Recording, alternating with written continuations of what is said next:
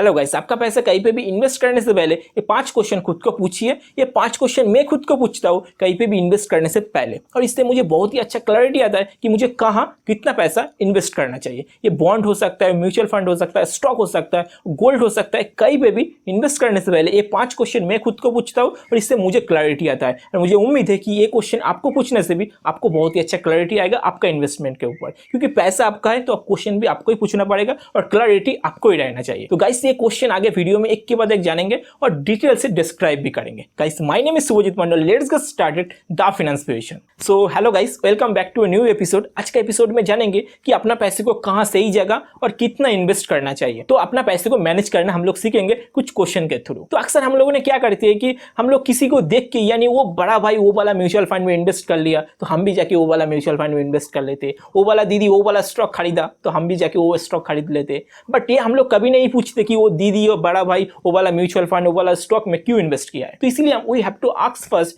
कि why we want to invest, यानी why I want to invest. ये question खुद को पहले पूछिए। तो इससे पूछिए कि आपको फायदा क्या होगा। मे बी आपको ये जवाब आता होगा कि मैं इससे एक बाइक खरीदना चाहता हूँ, इन्वेस्टमेंट अमाउंट से एक ड्रीम बाइक खरीदना चाहता हूँ, एक ड्रीम कार लेना चाहता हूँ, ड्रीम हाउस बनाना चाहता हूँ। ये हो सकता है कि आप वैकेशन में जाना चाहते हो, ये हो सकता है कि आपको रिटायरमेंट के लिए आपको पैसा चाहिए। तो ये सब रीजन हो सकता है। तो चलिए अब ये समझते हैं कि क्वेश्चन से आपको क्या जवाब मिला और ये जवाब से आपको क्या क्लैरिटी आएगा। तो ये समझने के लिए चलिए 2 एग्जाम्पल लेते हैं। एक एग्जाम्पल ये मानते हैं कि आप एक बाइक परचेस करना चाहते हो इसीलिए इन्वेस्ट कर रहे हो, और दूसरा एग्जाम्पल है कि आप एक रिटायरमेंट के लिए पैसा इकट्ठा करना चाहते हो इसीलिए आप इन्वेस्ट कर रहे हो। ठीक है, पहले एग्जाम्पल देखते हैं कि आप बाइक परचेस करना चाहते हो। तो डेफिनेटली आप बाइक परचेस तो 20 साल या 10 साल बाद तो नहीं करोगे। आप बाइक अभी चाहिए या 2-3 साल बाद आपको बाइक परचेस करना चाहते हो इसीलिए आप इन्वेस्ट कर रहे हो। तो इधर आपको ऐसा जगह इन्वेस्ट करना चाहिए जहां आपको रिस्क कम से कम हो और रिटर्न आपको ज्यादा मिले, यानी रिटर्न ज्यादा होगा बट रिस्क कम होना चाहिए। ऐसा जगह आपको कहाँ मिलेगा?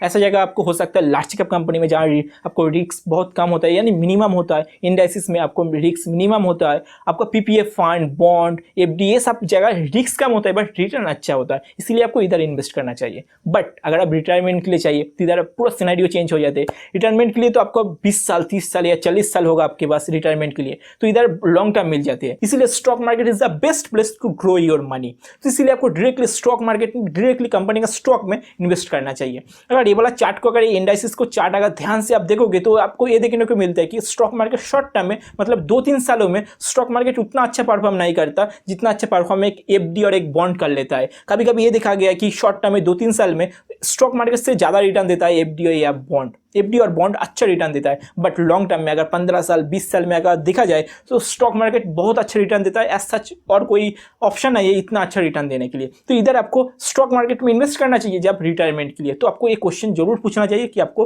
क्यों इन्वेस्ट करना चाहिए, इससे आपको क्लैरिटी आएगा। एंड सेकंड क्वेश्चन जो आपको पूछना चाहिए, ये क्वेश्चन थोड़ा पहला क्वेश्चन से जुड़ा हुआ है। आपको ये पूछना चाहिए कि आप कितना टाइम के लिए इन्वेस्ट करना चाहते हो, शॉर्ट टर्म के लिए या लॉन्ग टर्म के लिए। शॉर्ट टर्म के लिए जो इन्वेस्टिंग टेक्निक होगा, इन्वेस्टिंग स्ट्रेटेजी होगा, इन्वेस्टिंग पोजीशन होगा, ये सब कुछ अलग होगा। और लॉन्ग टर्म के लिए investing sector, investing position, investing strategy सब कुछ अलग होगा। तो आपको ये पूछना चाहिए कि आप कितना टाइम के लिए इन्वेस्ट करना चाहते हो। एंड तीसरा क्वेश्चन जो आपको पूछना चाहिए, एक्चुअली देखना चाहिए कि अभी इन्वेस्टिंग करने से पहले आपका फाइनेंशियली कंडीशन अभी कैसा है। अगर फाइनेंशियल कंडीशन अगर बहुत अच्छा होगा तो शॉर्ट टर्म में स्टॉक मार्केट का जो वोलेटिलिटी होता है इसी को आप हैंडल कर पाओगे, इसी को फेस कर पाओगे और ये वोलेटिलिटी आपको ज्यादा इंपैक्ट नहीं करेगा। बट अगर आपको फाइनेंशियल कंडीशन थोड़ा वीक होगा तो ये वोलेटिलिटी थोड़ा आपको डिसअपॉइंटेड कर सकता है। इसीलिए आपको एक क्वेश्चन पूछना चाहिए कि अभी फाइनेंशियल कंडीशन मेरा कैसा है। इससे आपको ये जवाब मिलेगा कि मुझे कहाँ, कब, कितना इन्वेस्ट करना चाहिए। हो सकता है कि फाइनेंशियल कंडीशन थोड़ा वीक है, इसीलिए आपको सेफ फंड जैसे एफपीएफ फंड हो गया, जैसे बॉन्ड हो गया, एफडी हो गया, इधर आपको ज़्यादा इन्वेस्ट करना चाहिए। स्टॉक मार्केट में थोड़ा कम इन्वेस्ट करना चाहिए।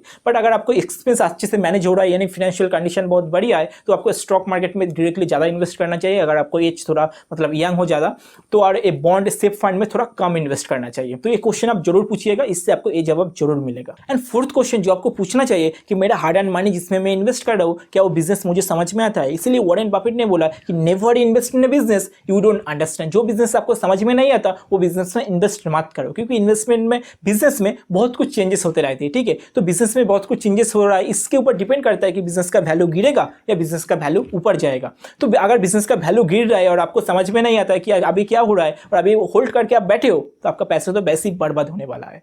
तो शायद आप ये बोल सकते हो कि मैं बैंक का बिजनेस समझ में नहीं आता, क्या बैंक बिजनेस करता भी है, मुझे ये सब नहीं पता, बट तब भी मैं बैंक में पैसा रखता हूँ और मेरा पैसे पे इंटरेस्ट आते रहते हैं। देखिए भैया, बैंक पे भी बिजनेस ही करता है। बैंक आपसे पैसा लेके वो दूसरों को लोन देता है, जिसमें वो अराउंड 12 to 14% रिटर्न कमा लेता है और आपके उससे 3 से 4% रिटर्न सेविंग्स अकाउंट में 3 से 4% रिटर्न दे देता है। एंड इसीलिए आपको हर एक बिजनेस आपको समझना चाहिए, फिर आपको इन्वेस्ट करना चाहिए। एंड लास्टली आपको ये पूछना चाहिए कि जितना पैसा मैं स्टॉक मार्केट में इन्वेस्ट कर रहा हूँ, ये स्पेशल स्टॉक मार्केट के लिए है, कि जितना पैसा मैं इन्वेस्ट कर रहा हूँ, क्या ये सारे पैसा अगर डूब भी जाए तो मेरा क्या कोई पर्सनल लाइफ इफेक्ट होगा? क्या मेरा बच्चे के लिए जो दूध खरीदना है क्या वो इफेक्ट होगा? क्या मेरा माँ के लिए जो मेडिसिन खरीदना है क्या वो इफेक्ट होगा? अगर ये सब कुछ इफेक्ट होगा तो स्टॉक मार्केट में आपको कम से कम इन्वेस्ट करना चाहिए, सेफ फंड में आपको ज़्यादा इन्वेस्ट करना चाहिए। अगर ये सब कुछ इफेक्ट ना होगा तो आपको स्टॉक मार्केट में आगे बढ़ते रहना चाहिए। सो गाइस, हम आ गए कैलकुलेशन पार्ट में। इस बिफोर यू स्टार्ट इन्वेस्टिंग ये 5 क्वेश्चन खुद को पूछिए, इससे आपको क्लैरिटी तो डेफिनेटली आएगा, इसके साथ साथ आपको बहुत सारे क्वेश्चन का जवाब भी आपको मिल जाएगा। और अभी 2 चीज़ जो मैं आपको बताने वाला हूँ, ये 2 चीज़ हमेशा याद रखना है कहीं पे भी इन्वेस्टिंग करने से पहले। पहला चीज़ है कि आपको कभी भी एक्साइटमेंट होकर इन्वेस्टिंग नहीं करना है। दूसरा है कि आपको कभी भी जल्दबाजी में इन्वेस्टिंग नहीं करना है। जल्दबाजी ऐसा नहीं है कि स्टॉक मार्केट ऊपर चला गया, अभी ऊपर चला गया, अभी टाइम नहीं है, ऐसा करके आपको इन्वेस्टिंग नहीं करना चाहिए। दूसरा है कि आपका एक्साइटमेंट में कभी इन्वेस्टिंग नहीं करना चाहिए। ऐसा नहीं कि स्टॉक प्राइस ऊपर जाएगा, ऐसा स्पेकुलेट आपको नहीं करना चाहिए। को हमेशा फंडामेंटल के ऊपर, टेक्निकल के ऊपर आपको ध्यान देना चाहिए, उसके ऊपर ही आपको कॉन्फिडेंस देना चाहिए, उसके बाद ही आपको इन्वेस्टमेंट करना चाहिए। मैं उम्मीद करता हूँ कि आपको ये वीडियो बहुत अच्छा मदद करेगा आपको लाइफ में किसी भी जगह इन्वेस्टिंग करने से पहले।